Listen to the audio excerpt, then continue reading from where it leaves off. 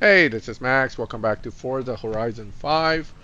I'm here with the rear-wheel drive Toyota Sprinter Torino. I'm going to talk a little bit about how tuning affects rear tire grip, particularly for drag racing. This is because a viewer actually saw my my wheelie drag tune video and asked the question about how does tuning affect rear-wheel drive for grip. Now, a lot of you guys will have problem getting the car to grip. You'll spin, and if you spin, of course, the car is slower, and you can't get a wheelie off with the car if you're spinning too much, right?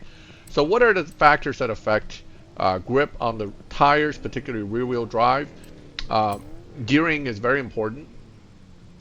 Spring rate, height, dampenings, and differential. Now, as I've said in my other video, I prefer to have the most aggressive possible gear ratio that try to put my car around 60 to 100 miles per hour in first gear where possible. The Sprinter Torino is a little weird in that if you have it that short of first gear, it's very hard to get it to hook. So this one's a little bit on the longer side, particularly rear-wheel drive. Now, all-wheel drive will have more grip, so you can get away with a little more aggressive gear ratios. The anti-roll bars, really, I tweak it to see if the numbers drop. I don't really worry about it too much. Spring, particularly rear spring, is extremely important and very impactful to you spinning your tires. A stiffer rear spring almost guarantees that the car won't squat as much. Yes, it'll help the front end lift in a wheelie situation, but it also doesn't allow you to grip with the rear tire because it's not allowed to squat. The same goes with dampening. Dampening, the way it works is that rear rebound stiffness helps the car get the front end up for wheelie purposes. Front bump stiffness also helps stabilize the car when it lands. So when it pops a wheelie and it lands, you want these two numbers to be decent for the car to have control. The thing about rear bump stiffness is this. A lot of faster wheelie tunes would actually use this combination, rear and rear, with a little bit of front for the stability and landing. And this front one is only used to keep the car from doing too much of a wheelie, which this car will do.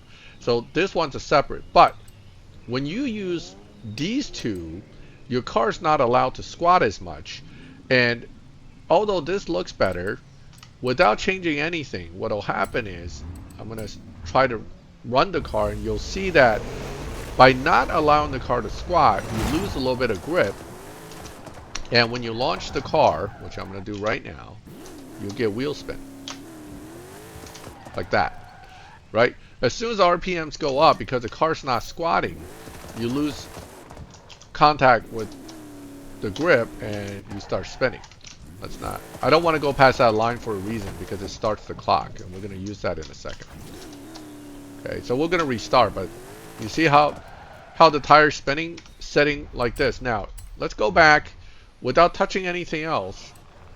I will now change the dampening to this style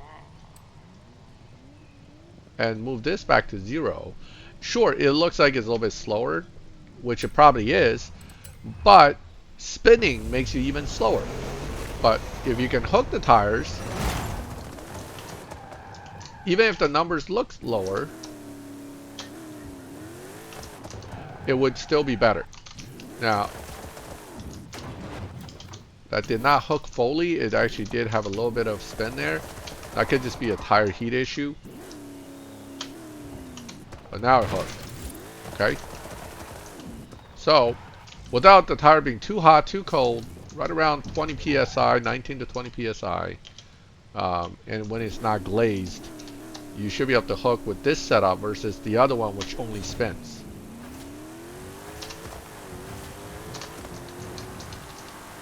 I started pointing it a little to the left, so obviously I'm not running very well here. It's not fully straight. All right, look at that number, 11.2. What we're going to go back is we're going to go and switch it to the other way.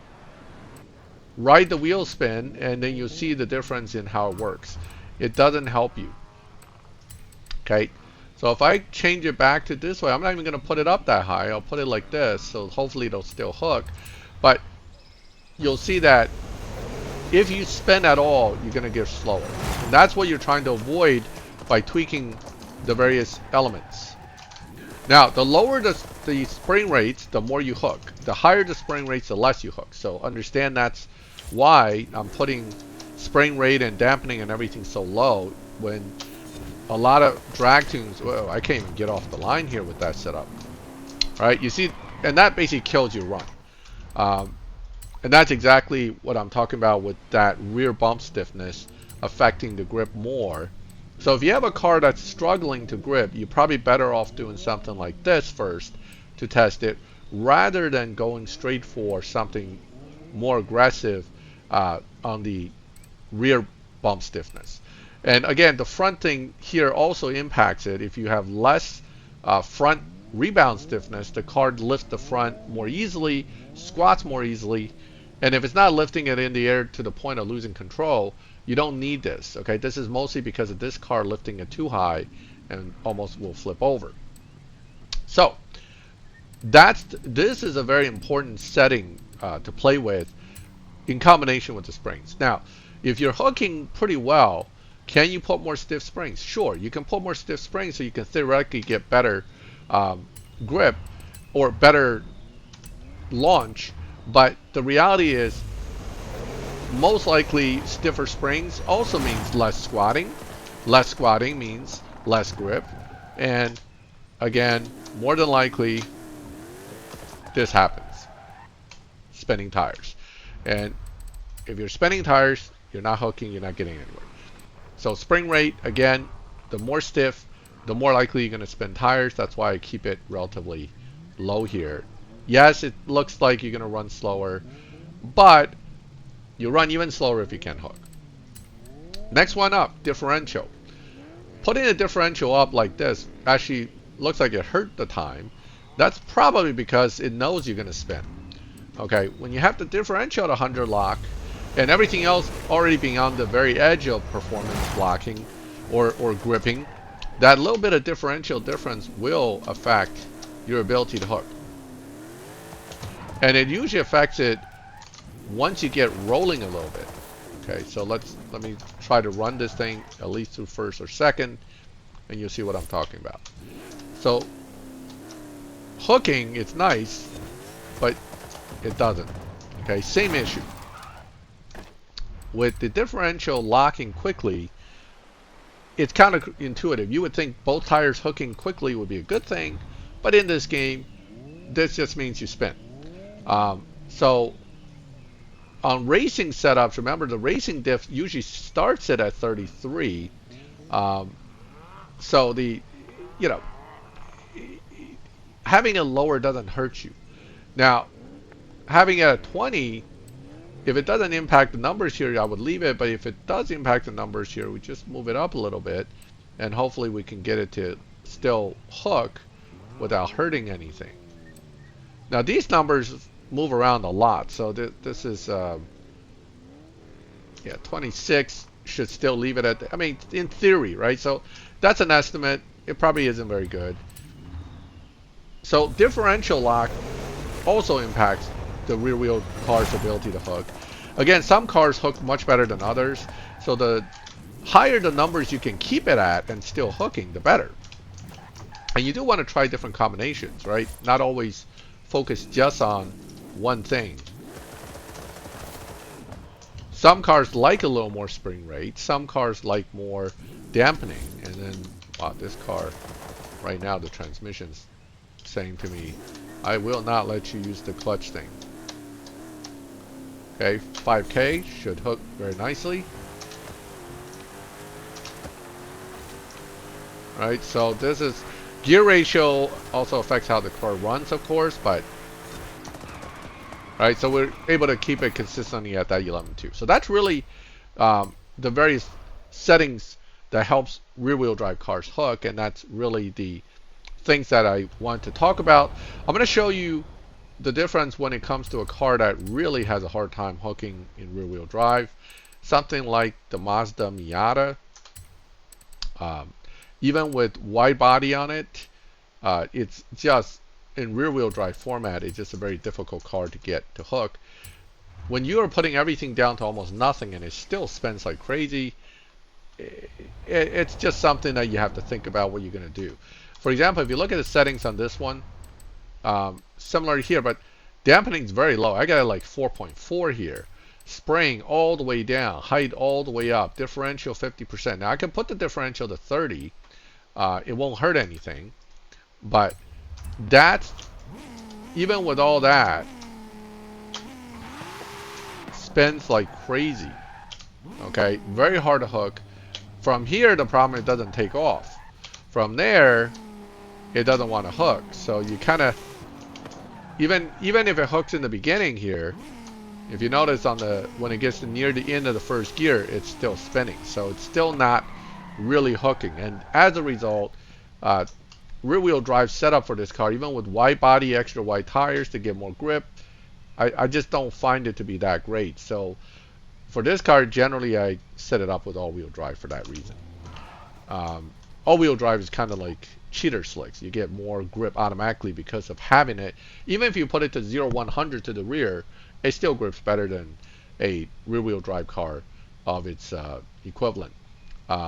There's things you can do to sometimes help just a little more from parts standpoint to get the car to hook. And that is one of the upgrades that normally don't get put on drag cars. And that is this, the reinforcement cage. Because what it does is it gives you sometimes a shift to the percentage of the front weight. And the lighter in the front, the more you will hook. Of course, you're adding weight. So the question is the weight added beneficial to me? That's going to be the trade-off, right? But on some cars, having that stiffness, that extra stiff bar on there, will help you get a better bit of control on the car. I wouldn't put the full cage in unless that's really needed, because that's usually a lot of weight. But you can see adding that bar could potentially affect the way the car can potentially hook. But in this car situation, I don't see it being all that beneficial. Okay, so that's really the various things that affect the rear wheel drive grip and how you should be careful of when you're tuning when it comes to trying to get the car to hook when you're launching the car. Maximum height where possible, lower spring rate where possible, dampening, but you want enough dampening obviously still to get the car to move, right? Big heavy cars, 4 points of dampening, you won't even see any effect. Gearing ultimately is your final resort. You can always lower the final drive to make it hook, but then the car gets slower and slower. Differential, same thing. You can lower it. You can almost go to open diff, but generally I still like to have like 10% to 20%. Just I don't know why. I just feel like open diff just makes me really hard to accept that open diff is a good thing. So that's really the various parts tuning that affects launch grip and also just tire grip in general going down the track. If you have any questions, of course, feel free to ask me in the comments. I'll be sure to try to respond. If you have insight from tuning cars that I missed here, feel free to share it so people will learn. But again, having a rear-wheel drive car set up for drag racing, these kind of tweaking to the suspension, gear ratio, differential is very important to get the car to work right. Particularly if you're doing a lot of stuff where you want to do like 1K, 3K, 1,000 horsepower, 3,000 pound weight, rear wheel drive only events. You really have to understand how to get grip in order to make these cars work for you. Alright, that concludes this video. I hope you liked the video.